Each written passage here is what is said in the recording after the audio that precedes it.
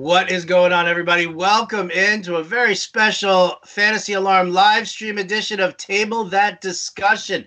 If you've joined this show in the past, well, you know that points are scored and freeze outs happen and fire and all sorts of great stuff. We're not doing that today. No, sorry. What you got is you've got maybe 4.5 of Fantasy Alarm's finest here. Justin's the half because of that hairline right there. So.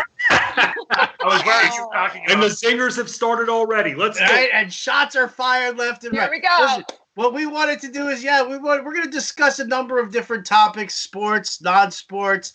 But, listen, I figured it was a great opportunity, just like we did during the NFL draft, to get a bunch of us together, not in a Zoom meeting, and actually just, kind of go through it here. So please allow me to introduce, in no particular order, Jen Piacenti, Adam Ronis, Justin Fensterman, and Jon Impemba. Okay, maybe it was in some particular order there. No, I'm just kidding, John. I'm just kidding.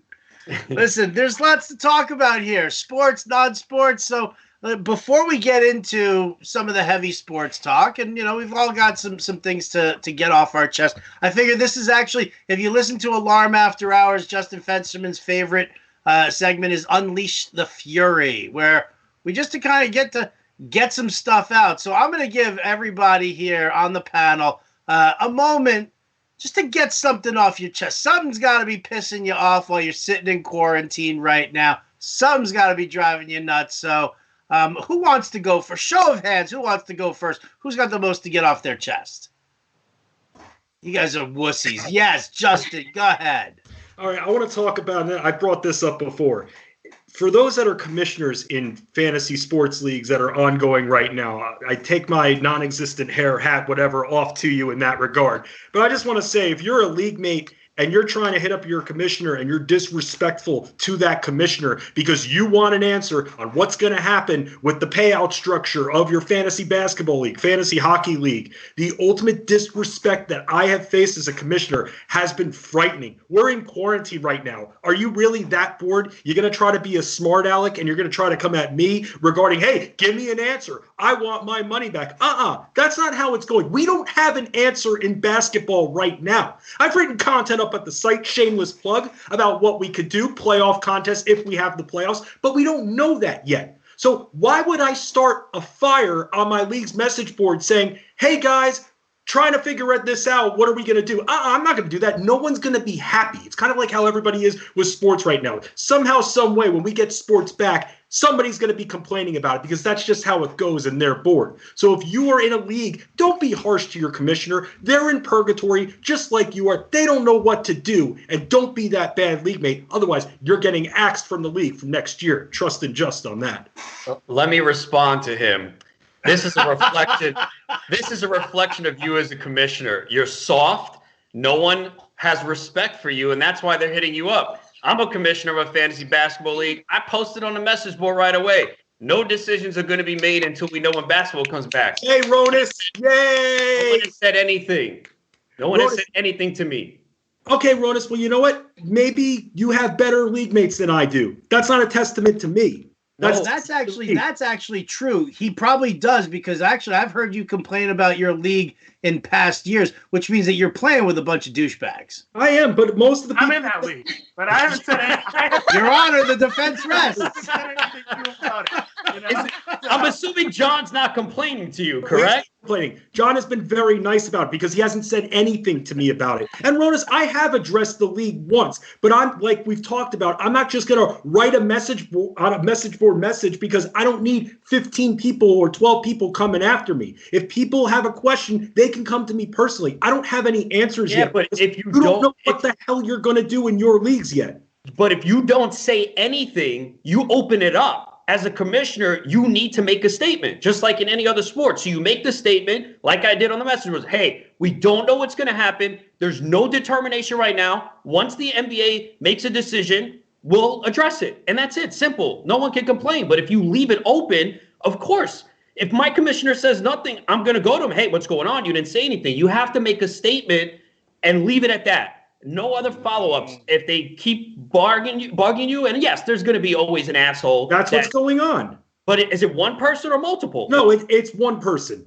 Okay, ignore them. Say, hey, I told you what it is, and that's it. You don't need to say anything else. Don't let this stress you out. No, it's not stressing me out. It's just it is. You're I'm allowed to have feelings about it, getting it Ronis. off your chest. Dude, I am allowed to have feelings about this, Ronis. Because you said it's not affecting you. It is.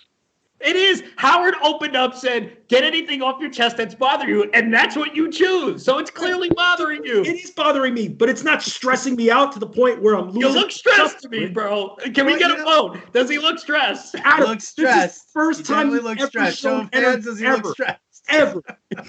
Not true at all. Not true.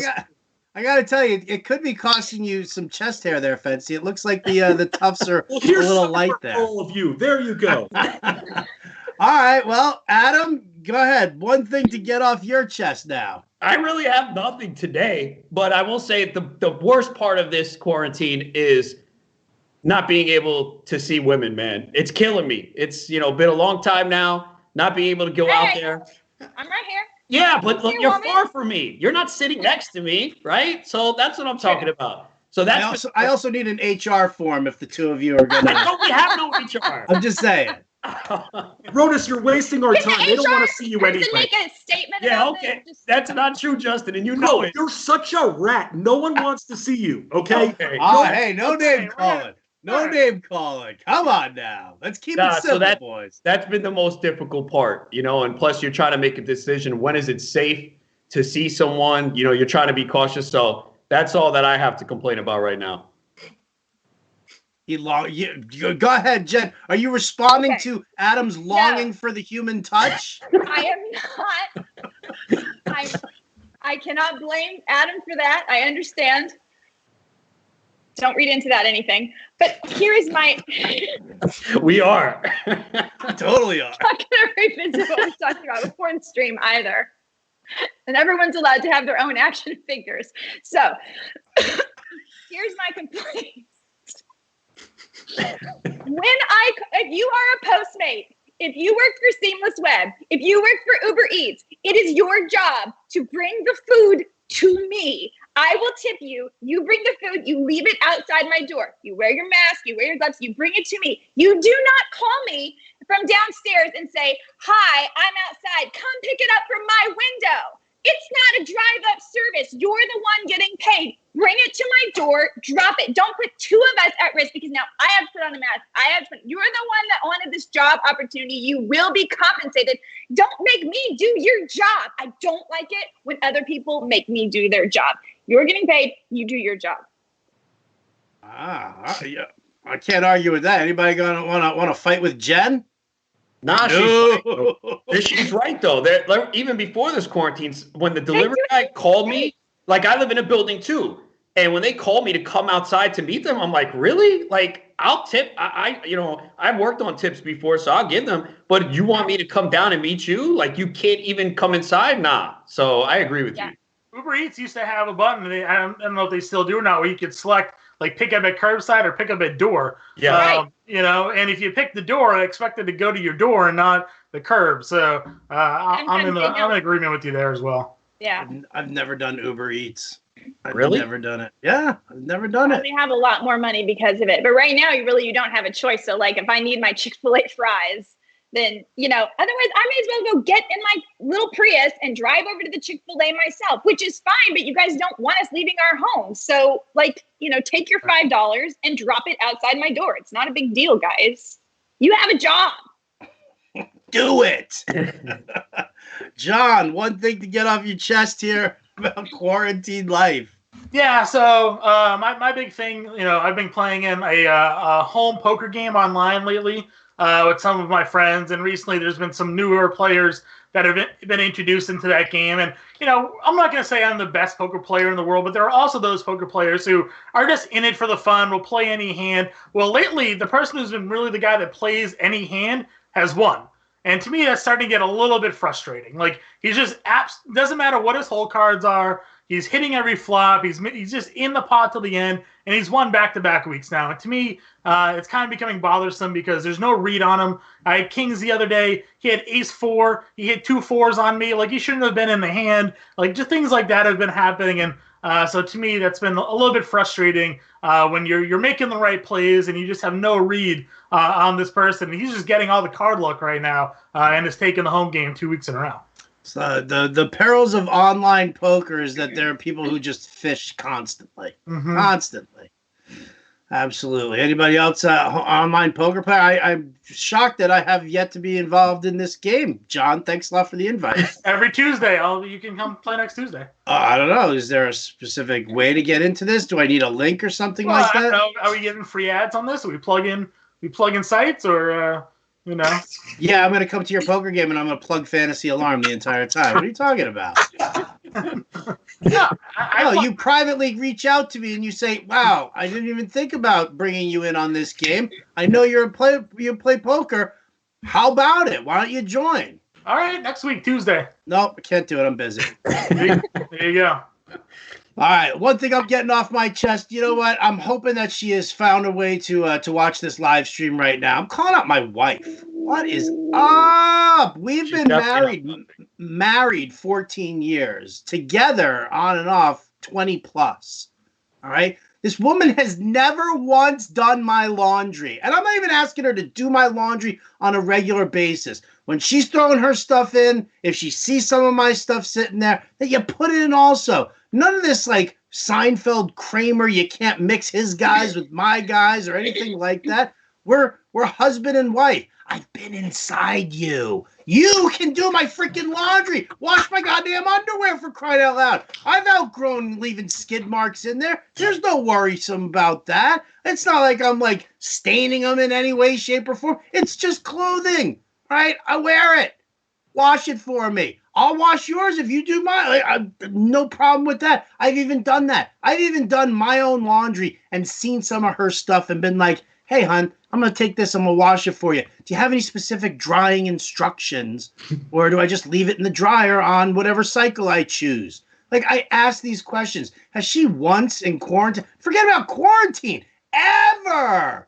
Like, I thought getting married is a 50-50 partnership. This woman has not done my laundry at all. I'm down to wearing this shirt, which I know you all hate, but I got to wear this ridiculous thing for you because my wife can't do my friggin' laundry. And I'm sorry, I do my share. I do plenty of my share. Even with the broken foot, I've been doing my share.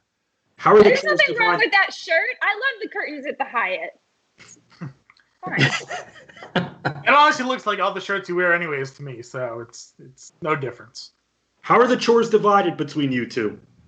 I get the crap chores. She gets the easy chores. Like I have to change out the litter box. I have to dump all the garbage. I have to de-spider the porch, the front porch and the back porch. I'm the one that has to I feed the cats in the morning, like all the early morning stuff and all like the crap grunt work that, you just get filthy doing. Nobody wants to do it. That's what I get. So you have no say in anything, basically. I've got some say in some things. I'm just trying to get an even distribution of chore work here. That's all I'm asking for, Adam. I doubt that's happening. You've already. This has been going on a long time. You expect it to change after 14 years? It's worked for her, so she's not going to change it. Was the shed your choice or her choice? Did you decide to get a shed, or did she banish you? Oh, shed was my choice. Shed was my choice because I just didn't want to be like in the house, like working while she's sitting there in quarantine or maybe even before the quarantine. It was like, I don't need her like with the TV on, the volume all the way up because she can't hear anything because she works in live music venues. So the volume's at 65 all the time. Come on, nobody on my side here. You know what? So Ronis and Jen, you guys are both. Neither one of you are cohabitating with anyone. Jon, Fensty, do you guys do your own laundry, or do your significant others help you out? Rebecca largely does my laundry when it's mixed in with hers. Other than that, I do have my own laundry pile that I should be tending to at some point. But given the quarantine, it's really no need for new clothes. So just throw on the same shorts every day and go to work. Yeah, that's not one of my chores. We have a better division than you and your wife, unfortunately. No disrespect or anything. Yeah, that sounds disrespectful. No, That did sound a little disrespectful. Insult him a little bit. A little bit. So that's not my chore. But if things are getting crazy, then and I see it and maybe want to score a few extra chalk points because you know me, Howard. Sometimes I need to beat chalk more than once in a day. Sure, I'll do it, and I always win. Chalk. Well, not So today. you're saying you use chores as marriage collateral, like Yes. points, like Yes, I do. So you do one chore, you get a fire token, and you can cash in that fire token at any time in the for some loving. This is that like what money you're in the telling me? bank, right? You got the money in the bank case and you cash it in when you want. Listen, you can only cash that in once, Ronis. That's something that you're going to learn when you get married eventually, if that happens. For me, as for fire tokens, Howard, what are the fire tokens for? We still don't know fully. I'm not buying peanut butter or anything. I'm not that kinky. But I have my chores. You don't have a dog yet. Dish duty, and she handles laundry and vacuuming. That's pretty much, and grocery shopping as well. She helps out with too. So, if I want to score a few extra points, yes, I'm going to use chores, Jed, to score me those bonus points. Well, as a woman, I would say I'm not necessarily opposed to that. I feel like that could work out for everyone. Yeah, we're all happy and chalk together. Well, no, wait a minute. So wait, what am I doing wrong here then? Because in all honesty, I'm sorry, John, you've got multiple cats at home. Dude, the litter box is a chore. That's beyond a chore. The litter box used to be a chore, but we actually bought this thing called the litter robot. Now here comes an ad. Does it vibrate? It does. It's got an app for it. It was $500 that we split. So, but it is actually a lifesaver. The thing self-cleans. It does the separation. All you have to do is add new litter, and literally we change the litter box once a week. It comes with a drawstring bag that you put into a tray. So when it's full, you pull out the drawer, you pull out the drawstrings. We're never touching any dirty litter or anything like that. So I was initially against this idea because of the cost. But once I realized how much easier it's going to make our lives, we splurged for it. So don't really have to deal with the litter aspect too much of it at this point. I am the one that wakes up earlier, though, so I'm the one that feeds the animals as well. As far as cleaning, though, I do pay for a cleaning service to come a couple times a month to take care of the... So, I'm sorry, John, do you work in fantasy sports, right? You can buy a $500 kitty litter and you have a cleaning service. That's like why I am doing this every wrong. day. Someone I was taught in life to pay for the things you want, so and that was kind of where I go for. So I don't like cleaning. John, you've just won Counter-Strike for the last 2 weeks, thanks to Sean Mitchell. That's true. Sean is absolutely killing it. I haven't been as fortunate as he has been in terms of his top prizes. I did win a showdown slate the other day. Me and 26 of my closest friends split first place in that one. So I only won $200 of the $2,000. Well, Sean won like $5,000 by himself. But yeah, we're getting up there. So Sean Mitchell's still crushing. I got Monkey Knife Fight today. Finally joined up for that. So hoping to start following his plays there and making some money as well. Nice. Howard, one thing.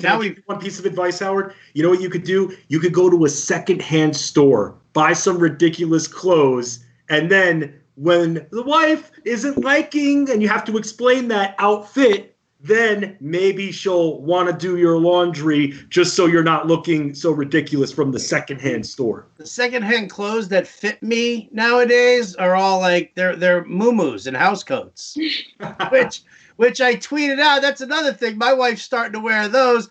I feel like I'm married to Mrs. Roper now all of a sudden.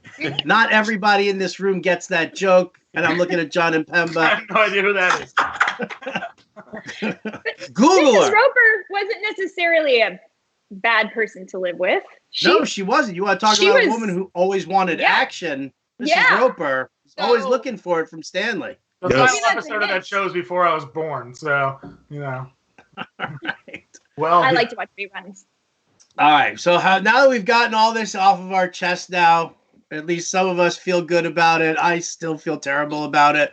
Maybe it's because I still smell like the ammonia from the litter box or something like that because I changed it this morning. Whatever. Let's talk sports. Let's talk fantasy sports and real sports at that as well.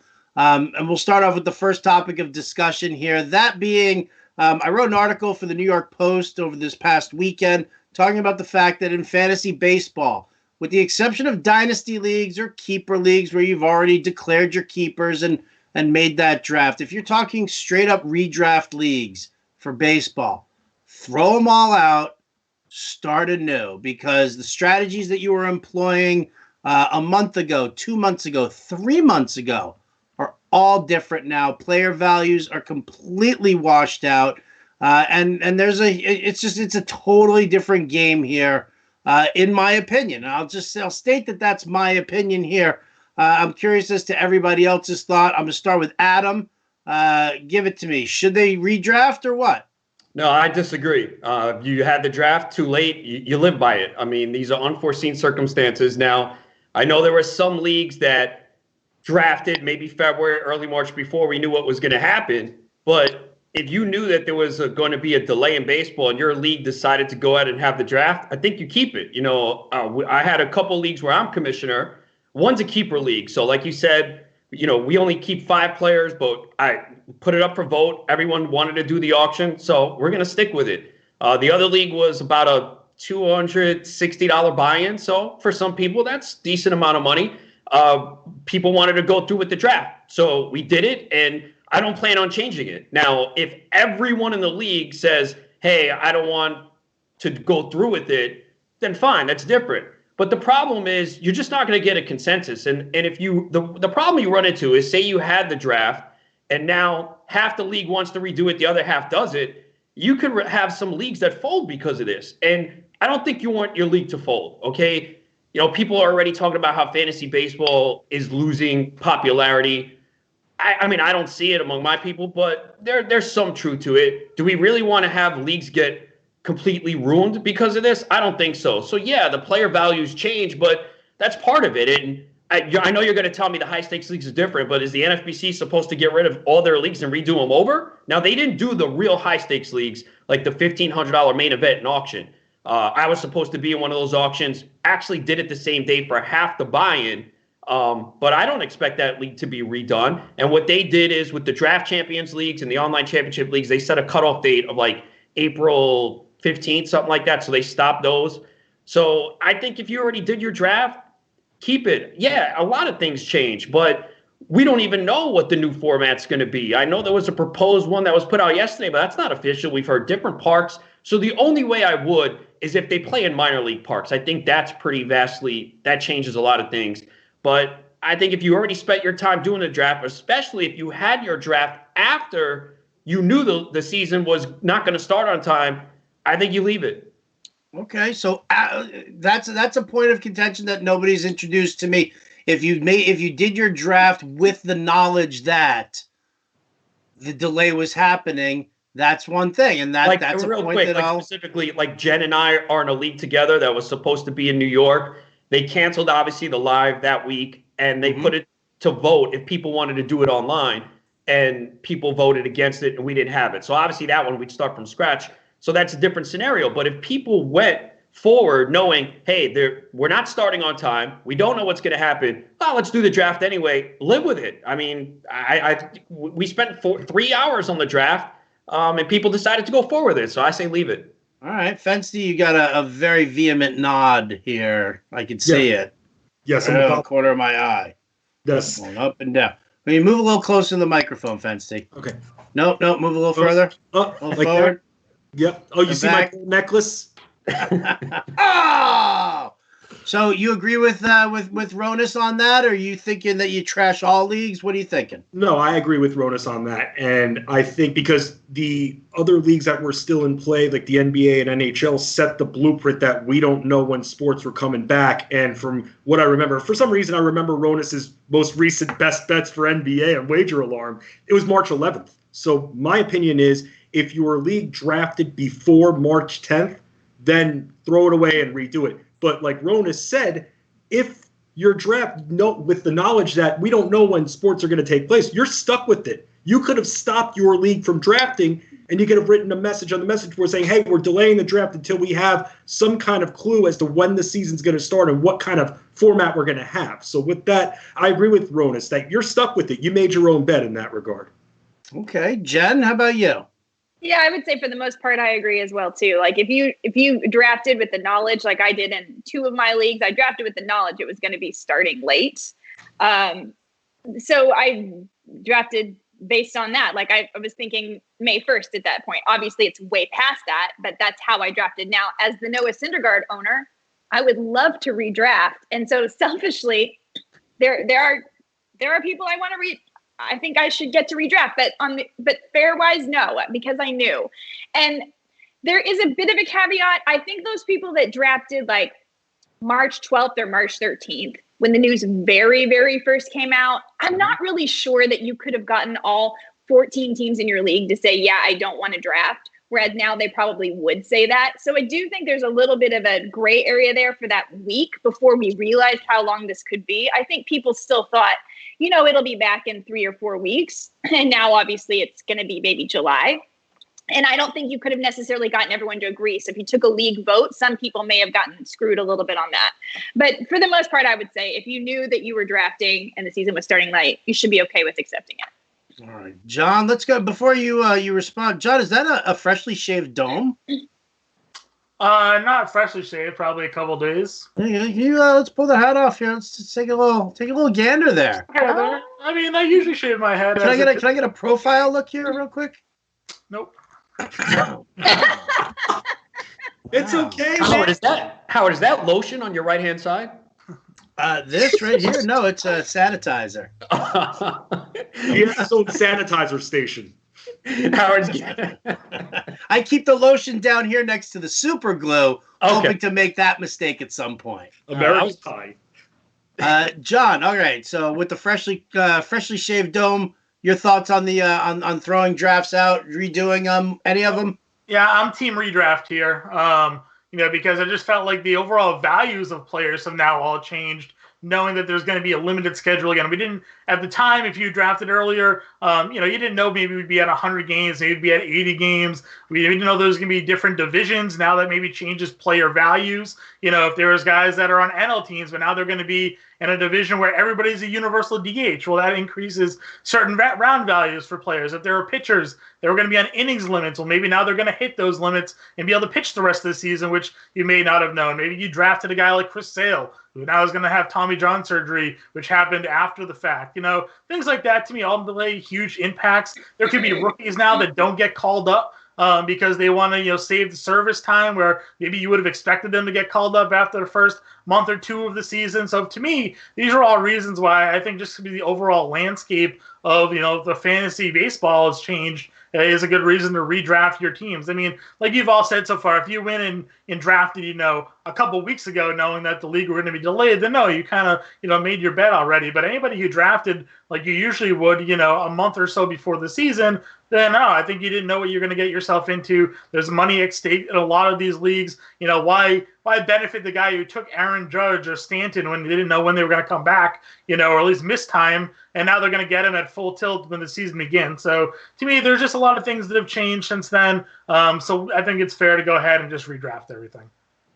Yeah, see, that's, and just to show you guys that this isn't me being like, oh, I hate these teams that I drafted, whatever. I mean, I've done Labor, I've done Tout. My FSGA team that I drafted in January, all right, before COVID was even a glint in your daddy's eye, we drafted for that. And I love my team. My team still looks fantastic, even with the delay.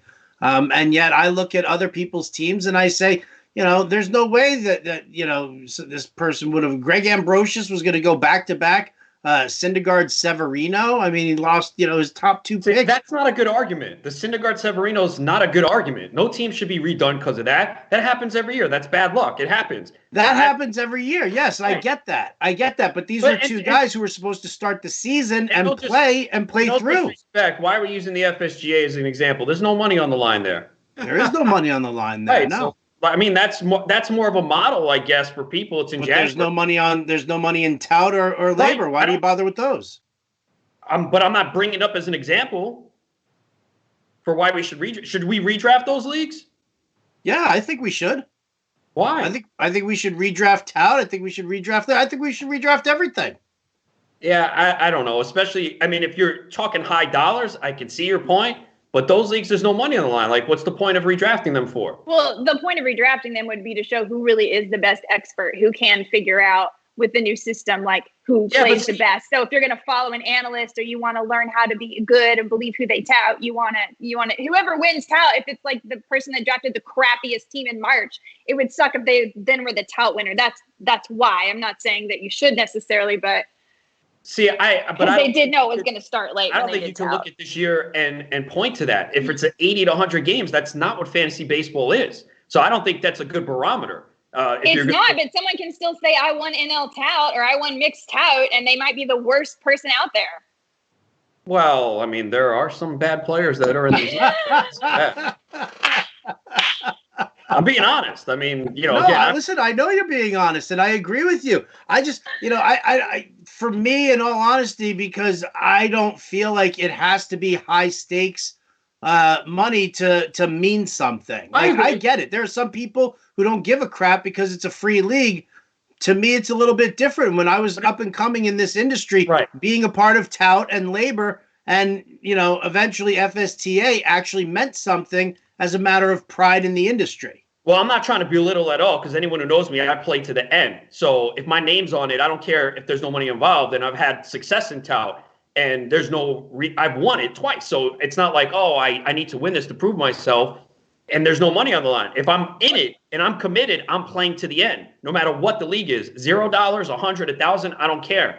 But I'm just saying, though, like, that's not going to be a good barometer this year, 80 to 90 games, to say, oh, well, I won something, I got to look to that guy. This is a wild card year, man. Anything could happen. Mike Trout goes cold for Mike Trout can go cold for a month. And that's 1/3 of the season. He's not returning that value as a number one, number two player. So this is a wild card year where I don't think you can look and say, oh, well, that guy won this year. He's great. I think you kind of have to throw this out the window. Here's the point, though. I don't want people to lose fantasy baseball leagues. That's the problem. And I think if you say, oh, we're redrafting the league, you're going to piss off half the league. And some people might say, you know what? I'm not playing this year. I'm not playing 80, 90 games. I'm just going to football. I don't want that to happen for baseball's sake. We already have enough people putting baseball down, even some people in the industry, and I hate to see it. It's a great sport. I understand everyone has different attention spans now. I don't want to lose our baseball players. And I feel like if we say, oh, we're starting all the leagues over, half the league's going to say, you know what, I'm out for baseball this year. And you run the risk of losing them long term. I don't want that to happen. Can I play devil's advocate? You run the risk of losing players who are kind of stuck with these like crap teams now due to various. Yeah. Again, if it's a crap team, it's your fault. You drafted it. Like, where's what? Because you drafted Sale and Syndergaard? Well, I feel like there's a difference of like players getting injured throughout the year, and like you kind of went into it knowing that they were going to play, whereas you drafted them and then everything just stopped happening, and then they decided to have the surge. Sale wasn't supposed to have Tommy John at the outset. Oh, come on. If you read into that, you know he was hurt. I understand, but at the time when you were drafting, that wasn't the plan for him. No, it was same with Severino. Severino wasn't supposed to either. And there are plenty of pitchers who didn't go the Tommy John route recently that were able to come back and pitch. So, it's just because these delays happen that the teams were like, well, at this point, we might as well just have it because we're not going to have them for X amount of time as it is anyway. So, again, those are just two examples, those two because they stick out. But, I mean, there's just a lot of other things, in my opinion, that change. Like I said, player values, rookies, like the whole bunch of rating system is sort of different now in this short season. And you're almost, rewarding those who maybe took chances on guys later than they would have been had we known that they were going to sort of have these players at full tilt. So, for me, again, I definitely understand, my leagues, we wait to the last possible day to draft anyways to avoid all of these injury situations. So we didn't end up drafting any of my baseball leagues. We ended up waiting it out. And we kind of preach this a lot to, the people who read our site and all of our content. Wait as long as you can to draft to avoid getting stuck with an injured player and whatnot. So hopefully there weren't a ton of leagues that did draft already, but I know a lot of industry leagues did. I know I did 2 slow drafts that are already drafted, So, I mean, it just... To me, if you're in a league where people are okay with it, they should be redrafted. If I had a call to make a universal decision, I think they should all be redrafted as well. Fancy, what was the point you were looking to make before? Ronis, you were one of those people that, if you've said this a ton, that you play till the end. And you, by the way, you called me a soft commissioner before, and you're saying you don't want half the league to just go away. But doesn't it say more about a team that's so active on the waiver wire and trading anyway with whatever we get, that if they win, that it should mean something, even if it's a wild card type of year? And I forget which industry leagues you're allowed to add players and drop players and make trades. I know there's some interesting rules depending on which league, which website. But at the same time, doesn't it say more about a team that maybe doesn't have the best team, but then fights by picking up and dropping players, being the first to that player that's all of a sudden hot, and then making some trades and then winning the league? And let's say you have half the league that is ready to can their teams and just form a mutiny. You can essentially give those teams to somebody else. Ronis, there are people who are begging to be in leagues with you. You'll find 7 other people. You don't have to trash the league just because of a few bad apples. It's different this year, though, because it's not a full season. Over a full season, you could. I'm telling you, there's going to be a lot of people. If they say it's a 90-game season, they're going to say, you know what, I'm skipping baseball this year. Guarantee it. They're just,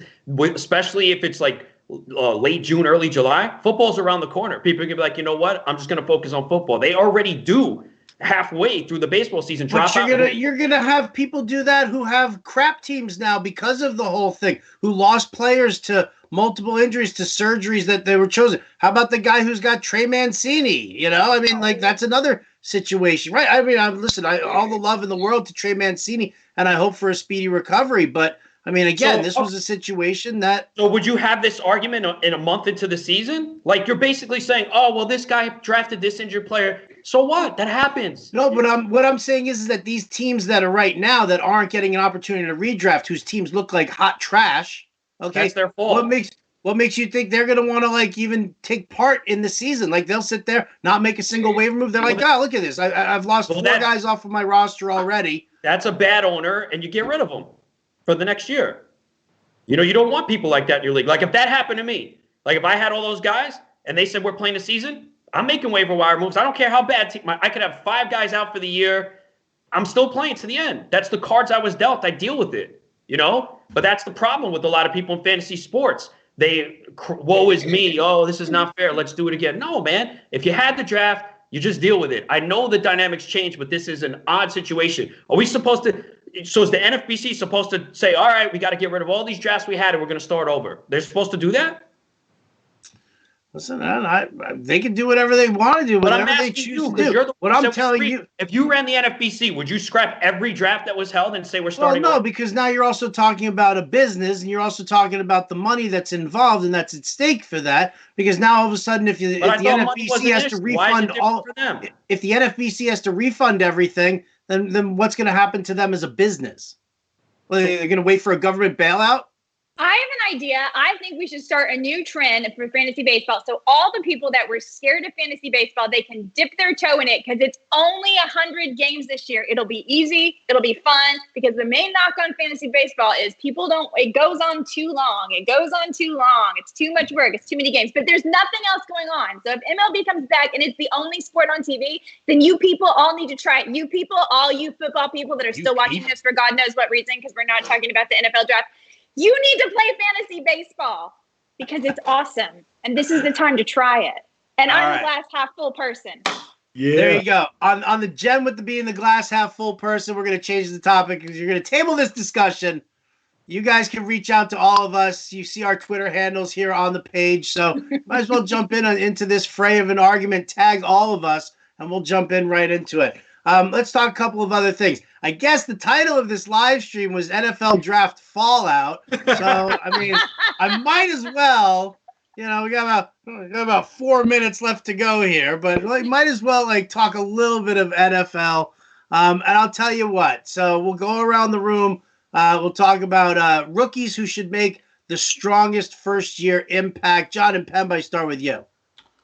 I mean, I think for me, I actually look at some of these wide receivers, and I think, the one we thought this was a strong wide receiver class as it is, but we're talking about guys that are going to have, impacts on the teams that they went to right away. I know we all kind of panned the draft pick of Ruggs to Oakland, but you look at the receiving group there in Oakland, it's not really inspiring. Carr's going to have to throw, to him, Williams, Waller, or Renfro. I think Ruggs is going to at least have the opportunity to be a top impact player there. Jerry Jeudy going to Denver and everything that kind of they surrounded that offense there. I think he's going to be, one of the top targets opposite of Cortland Sutton. CeeDee Lamb, going to Dallas. I know that, again, they have Amari Cooper and Michael Gallup, but that's going to be a high-powered offense. Is going to have an opportunity to score a lot of points. We saw Randall Cobb, have a good season. Last year as that number 3 receiver there. So, maybe that Lamb could fit into there. And then I like Jefferson with the Vikings, replacing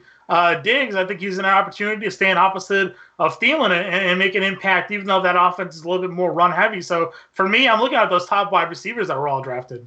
All right, Fancy, looking over at you, you look like somebody A, ran over your dog, or B, that Adam Ronis kicked you in the huevos rancheros there, gave you a pound of Aunt Betty's nut butter or something like that. Fensty, NFL rookies who should make the strongest first-year impact. Love that lead-in, Howard. Let's start with Cam Akers. With a lot of these running backs drafted into timeshare situations, trying to think of which one is the safest. I think Cam Akers is that guy. Henderson, Malcolm Brown don't seem like true threats, and thinking also with the amount Goff's going to throw, then he's going to be scoring. We saw Gurley score a lot of touchdowns. I'm thinking Akers is going to be that guy, especially in the goal line. But one thing I also like about Akers from watching tape, this guy's straight out of a video game. You think you're playing Madden while watching him play. With the amount of juking that he's doing and the spin moves, it's just beautiful to watch. And I think with the skilled power runner he is, with burst, he's going to add more speed as well. That's one of my favorite guys and someone I'm going to be targeting. Cam Akers, I like it a lot. Jen Piacenti. Oh, I like the Cam Akers call as well. But I do think Clyde Edwards-Helaire is still the number 1 running back, and not so much because of, Andy Reid and the high-powered offense. Yes, all of those things, but because Damian Williams is just an injury waiting to happen. I mean, he's going to walk around and stub his toe and he's going to be out, and they're going to have to go somewhere. And if you look at the amount of carries and target share that Kareem Hunt had, he had 67% of the carries and 11% of the targets his rookie year. They took this guy in the first round. It looks like Clyde Edwards-Helaire could be that guy that's going to get that kind of an opportunity. So if I'm betting, I'm going Clyde Edwards-Helaire, and then I'm putting Cam Akers right after that because I do agree that Akers has a lot of opportunity. And Adam Ronis. As talented as this receiver class is, I don't think any of them finished top 30 in fantasy this year. I just don't think any of them have a good enough target share to get there. So I think I don't really love any of them unless they come at a value as a wide receiver 4. Otherwise, I think people might overdraft them. So, and especially too with the lack of OTAs, mini camps, and maybe training camp being cut down, it's tough for veteran wide receivers that change teams to assimilate with their quarterback. So it's going to be even tougher for these rookie wide receivers. So I don't think you're going to see a huge impact on the receiver side. Running back, it's a lot different. It's easier to go in there. You just got to follow your blocks. So obviously Clyde Edwards-Helaire, great boost there in Kansas City, fits the system well. Jonathan Taylor, they traded up for him. Marlon Mack has had a difficult time staying healthy. Behind that offensive line, Taylor's in a good spot. DeAndre Swift potentially in Detroit, depending. Kerryon Johnson's a guy that's not stayed healthy. Cam Akers, who was mentioned as well. It's all the running backs. And, obviously a few of them looks like timeshares now, not a clear path, but injuries happen. And so it's more rookie running backs for me. Yeah, I agree with you guys on the rookie running backs. Having the most value: Edwards-Helaire, Cam Akers, Jonathan Taylor, DeAndre Swift. From everything that I'm reading out of Detroit, Swift should be in a complimentary role, but has definitely the ability to push Kerryon Johnson to the bench over there. One wide receiver who I will mention, who I think came out the best in this entire draft as far as the rookies go for landing spots for him. Two of them, actually. Number 1 is Michael Pittman Jr. Going to the Colts. I mean, he's behind T.Y. Hilton on that depth chart. I'm not worried about Paris Campbell. Here's a guy who couldn't even beat out Devin Funchess for that second wide receiver spot there. So I'm a big fan of Pittman. I think he's going to get some nice work, and we all expect T.Y. Hilton to miss a couple of games with injuries as well. Brandon Ayuk, the other guy for San Francisco. I like his spot as well. I know that he's going to be behind George Kittle and Deebo Samuel, but listen, I think that this can be a very strong passing offense as long as Jimmy G plays it safe and doesn't take too many chances and make dumb mistakes. Ayuk's got a great red zone presence for himself, and I'm a big fan. Big fan. I agree. See, and nobody's got anything bad to say about it. Good job. All right, well, then I'll tell you what. Let's wrap up today's show with some fun here. Not that we weren't having fun earlier on, right? What was this? I know, right? Fency, I know I promised this one at that we would save this for our alarm after hours, and we still will. But I was inspired by something that Jon Impemba said to me in a chat here when I was asking him about possible topics of what he wanted to discuss here. Here's what it was. You ready for this one? Let me just read this, guys. Direct quote. Yeah, I'm hanging out to dry, Impemba. Come on, Howard. Signed up for a fantasy football best ball draft. Was picking 5th. Was 3 minutes late and it auto-drafted Austin Eckler. Is Eckler really a top 5 pick in PPR best ball? LOL. Let's discuss. I do want to discuss this statement. I don't want to discuss Austin Eckler. I want to discuss draft etiquette. Do you have any say whatsoever in what happens in a draft if you're 3 minutes late? I'm sorry, but a draft starts when a draft starts. If it says 8 p.m. Eastern, you better bet your ass that it better be in your seat in front of your computer in time for that. In fact, I think you should be a little bit early here. So, study that player pool. So I'm going to go around here. I told you guys I wanted to get into some draft etiquette. Now you know why I wanted to get into it. So I want to hear from you guys pet peeves about poor draft etiquette. John, do you want to start this off, or do you want to sit and think about being late some more? I'd like to start off by finishing the conversation that you stopped reading. So you asked me, why were you late? That's the problem right there. Forget the default rankings, draft etiquette. I said, well, somebody messaged me asking about topics for today's show, and I got distracted. So I'm blaming you for making me late because I was in the draft lobby. I just wasn't in the draft at the time because you messaged me right as it started. Correct.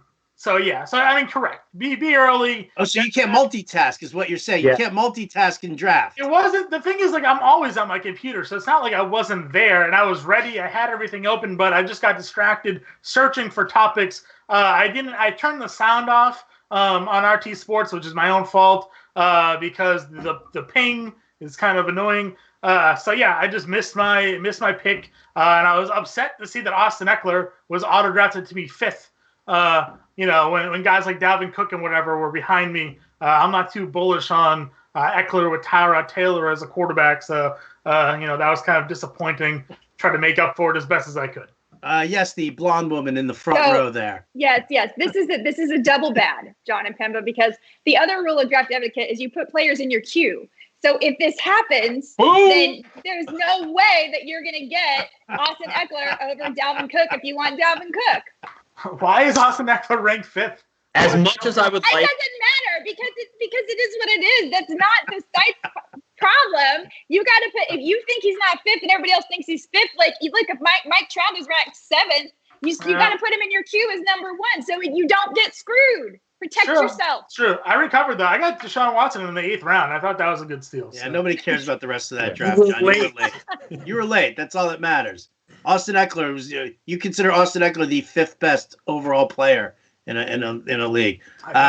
Adam, what were you going to say? As much as I want to throw Howard under the bus and blame him, this is on you, John. You should have made your pick, then responded to Howard. The priority should have been. When the boss calls, you answer. Okay. No. You can't suck up to him. Is Howard the boss? Howard's my boss. Explains so much. But no, you know what? I think this discussion goes back to a bigger point, though. And I know Howard's probably dealt with this as a commissioner. I've heard some stories about some recent leagues that Howard has had to deal with and with picks, and it's not fair. Especially when we're talking people in the industry. Come on, guys, man. Show up on time and be ready to pick. This is absolutely pathetic, the stories that I'm hearing. Not you, John, specifically, okay? No, it's okay. No, not John. It's not. But, come on, guys. There are people who are full-time in this industry, and I'm hearing stories. They missed their pick. They're not there. I haven't used this league software. There's so many different league software, okay? You're not going to I don't know how to sign into Skype. But do it beforehand. Get familiar with it. Come on, man. We're in quarantine now. You can't tell me you're busy 24 hours a day. And these are people who only do football. You're not doing basketball and baseball. For real, it pisses me off, man. Like, this is your full-time job. You know how many people want to do this? And we can't even get the simple things right? It's an embarrassment. And if it happens to me and I'm one, you guys can kill me all you want. But like I think Howard brought up, if the draft's at 8 p.m., I'm going to be in there at 7:30, 7:45. At least set it up. I can walk away and do whatever I'm doing, but at least get in there early. Be familiar with the software. There's so many different sites that we play on, but some of the stories I'm hearing, it's like you guys don't care. That's the way you come off. You're not paying attention to detail. Come on, we got to do better than this. I mean, I don't know how much Howard wants to say on this because I've heard these stories and I feel bad for you, Howard, that you're pushing it back. I mean, come on, man. That's embarrassing, man. This should never happen.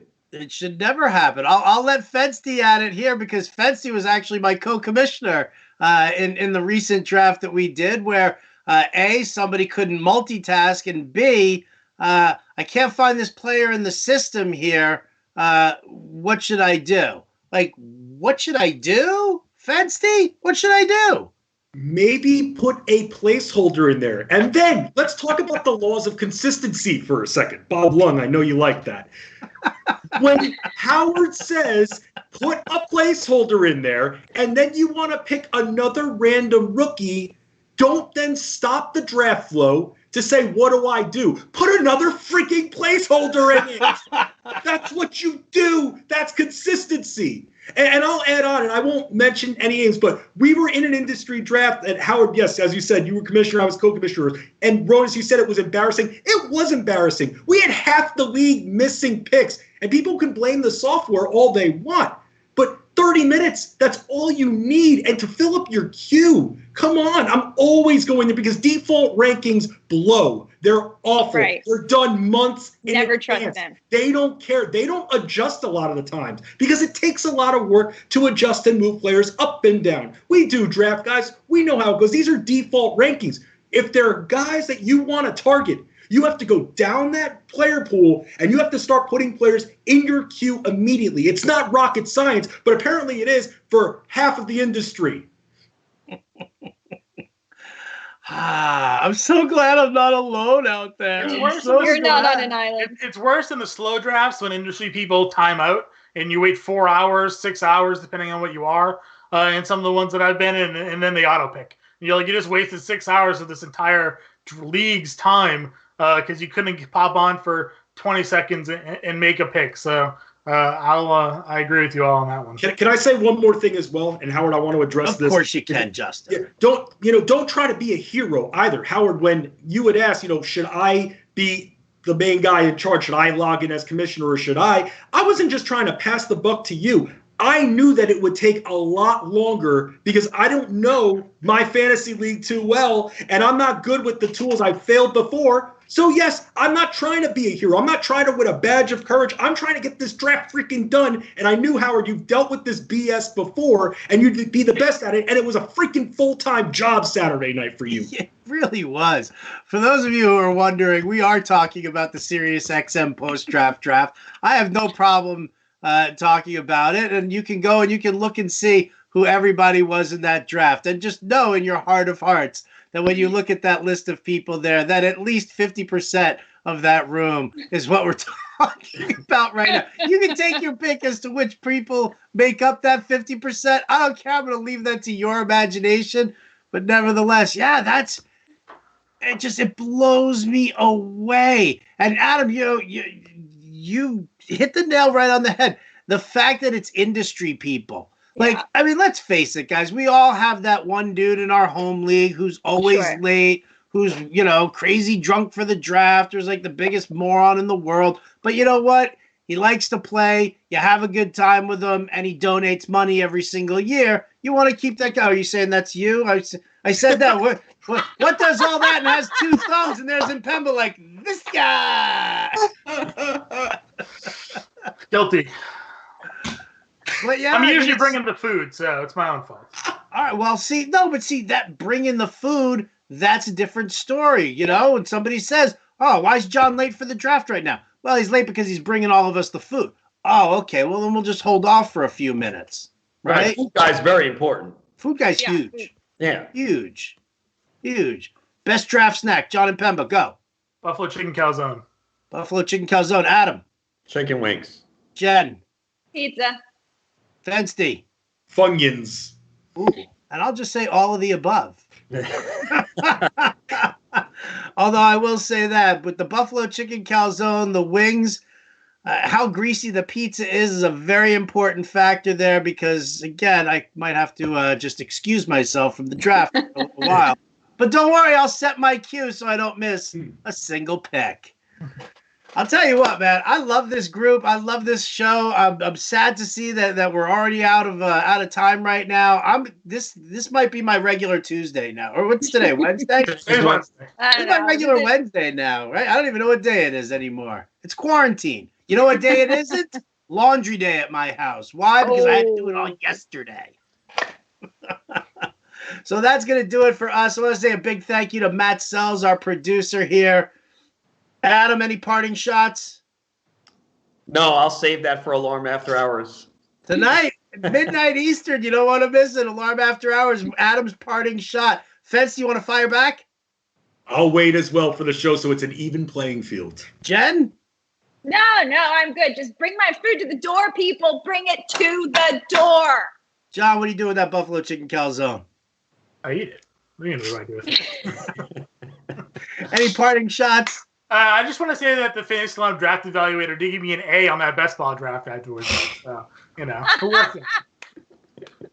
You know how much I love me some draft grades. Yeah. 100%. Big old A. All right, an A on drafting Austin Eckler, 5th overall, a D for the effort for Jon Impemba. That's going to do it for us here on Table That Discussion. This group here, we'll see you next Wednesday. Thanks for tuning in, and we'll catch you next time.